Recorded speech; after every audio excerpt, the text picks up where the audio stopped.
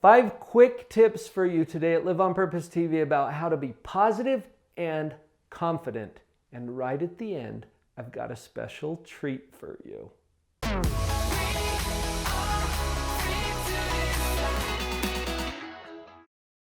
Hopefully by now you've noticed that many of the things you get at Live on Purpose TV, you already know.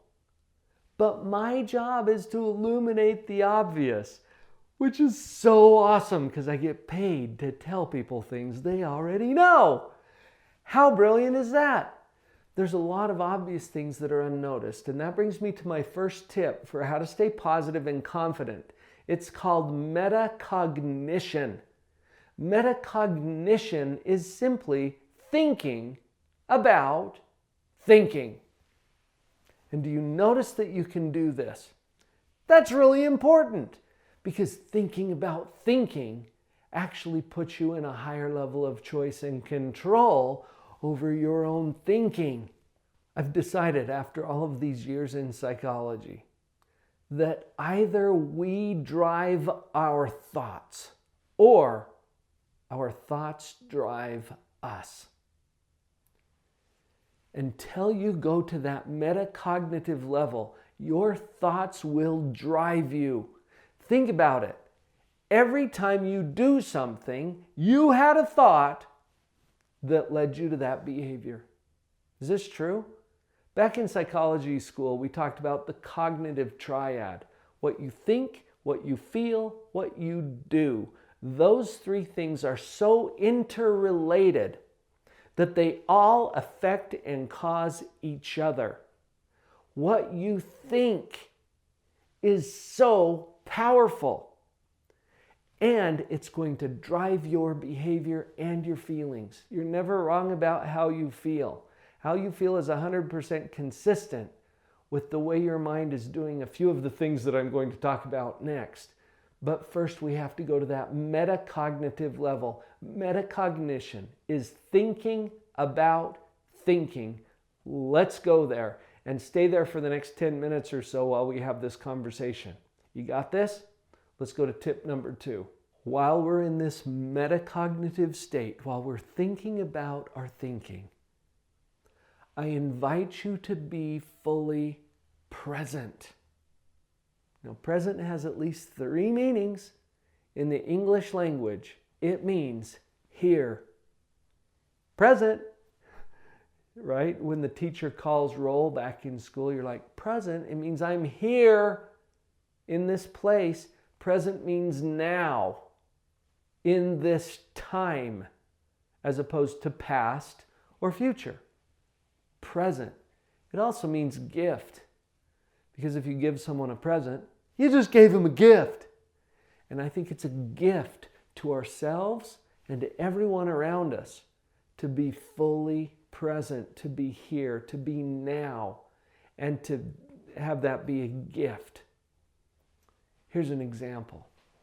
A lot of times when we're doing some menial task, the dishes, for example, our mind doesn't want to be here or now. It wants to be somewhere else, and so it wanders off. We've got psychological studies that prove this. When our focus gets out of the now and it gets off into the past, things that have already happened or what we've done or what we feel guilty or shameful about, that's all focused in the past. When our mind gets distracted into the future and we're worried about what's going to happen, which you don't know what's going to happen. But notice when your mind goes there, it creates anxiety, fear, worry. Those kinds of emotions are over here in the future. Right now, we're good. Think about it. Do you have enough right now? Do you have enough air? Do you have enough money? Now, that's an interesting one because one of my clients recently said, no, I don't have enough money. Really? You don't have enough money for right now, for this moment. Notice, in this moment, you don't even need money. Do you? You've got enough. And that's always true. We could have a whole conversation about that. Stay in the now. If you want to be positive and confident, do it now.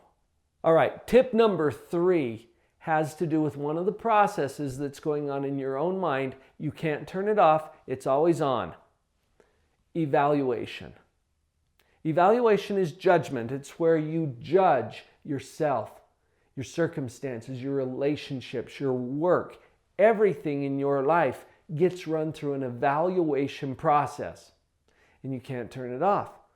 What if you were to practice positive evaluation of what it is, no matter what it is? Now, this is hard when what it is painful or difficult or frustrating. And that stuff happens all the time for you, doesn't it? Yeah, me too. Welcome to Earth. The fact that it's painful doesn't mean that it's bad. Now, I can say that with a high degree of confidence because of my own experience and all the experience I've had with my clients. But check this out. When it's painful, we tend to evaluate it as being bad. You don't know that it's bad. You just know that it's painful. I remember this old story about a rancher in Wyoming who had a beautiful horse. And everybody from miles around came around and they said, "Oh, what a nice horse. This is awesome." And he said, "How do you know that's good?" Weird answer, right? Well, one day that horse ran off. All of his friends and neighbors came around. "Oh, we heard that your horse ran away. That's bad." "How do you know that's bad?" he said. Weird answer. This is how this guy rolls. Well, a couple of days later, that horse returned, came home with another horse. Apparently made friends with a wild horse. Now he's got 2. Everybody said, "This is awesome." How do you know that's good? Well, the wild horse, you got to tame it, right? We call it breaking the horse before it can be used on his ranch. And so he sent his son out there to tame the horse. The son gets bucked off of this horse, hits the fence on his way to the ground, breaks his leg in 2 places. All those friends and neighbors, "Oh, this is bad." How do you know this is bad? Right? By now they're thinking this guy needs some help, right? But then the army recruiter comes to town, takes all the 18-year-old kids off to war, except the rancher's son, whose leg is broken. And that's good. Or is it? I don't know. It just is what it is. A broken leg. Now that's bad, right? No. It's painful. Can we agree that it's painful? Is it bad? I don't know. It kept him out of the war, and that's good. Or is it? I don't know. So positive evaluation means that you choose to see what it is as good. And you go there with gratitude. Gratitude is a powerful emotion that sets us up for the next tip. Practice positive creation. Because what's coming, what is to be, doesn't exist yet. We haven't created it yet. And you don't know what's coming. Now, when you get worried and anxious and upset, you think you know. You've got some predictions, but you don't know.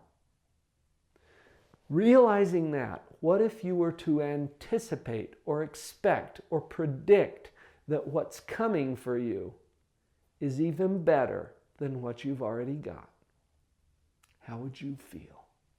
You want to be more positive and confident? Start expecting positive things to come in your life.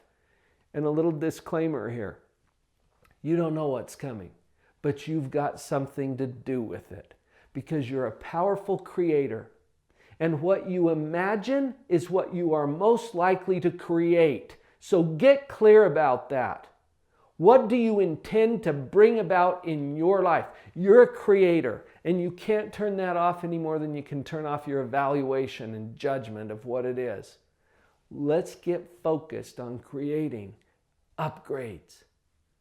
And then we get to feel hope. All right, one final tip for you, and then I've got that little special surprise. Practice. Practice. It's going to take some repetition. And you got to put in the reps if you want to gain the skill set. Here's the thing. You are most likely to continue thinking whatever you've practiced thinking up until now. It doesn't mean that you're right.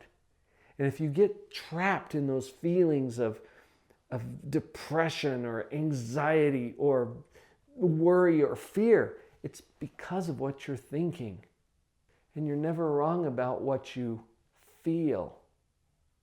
Your thoughts are probably what's generating those feelings. Are you connecting with that? So to practice something new, it's not going to feel normal at first. For example, when something painful happens, for you to say, oh, this is good. See how weird that seems? I knew I was getting good at this when I sprained my ankle, and as I'm writhing in pain on the floor, I hear myself say, this is perfect for me. I know, crazy, right? The title of my book is Pathological Positivity. The word pathological in psychology means crazy, but it also means determined, okay? Like compulsively driven towards something. It's a dogged determination to stay positive no matter what. And it's going to take some practice. Perhaps you've pondered that possibly a program or a process could predictably propel people to unprecedented personal power, productivity, profit, prosperity.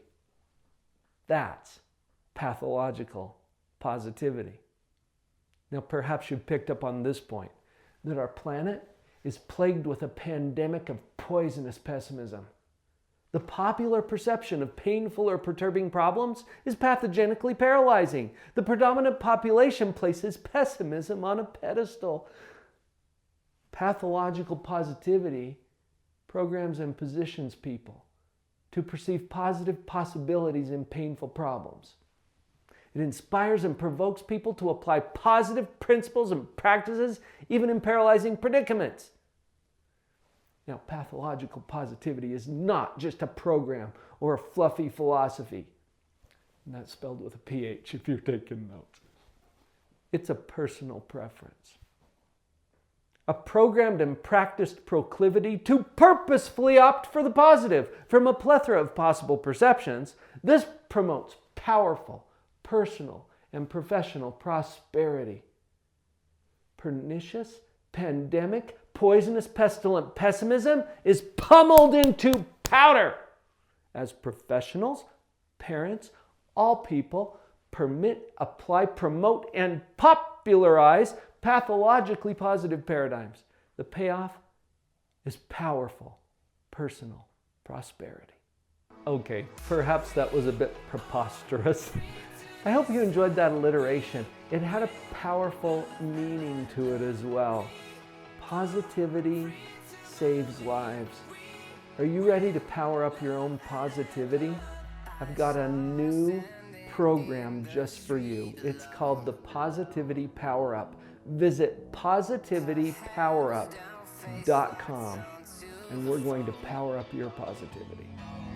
And I wished I'd had a number.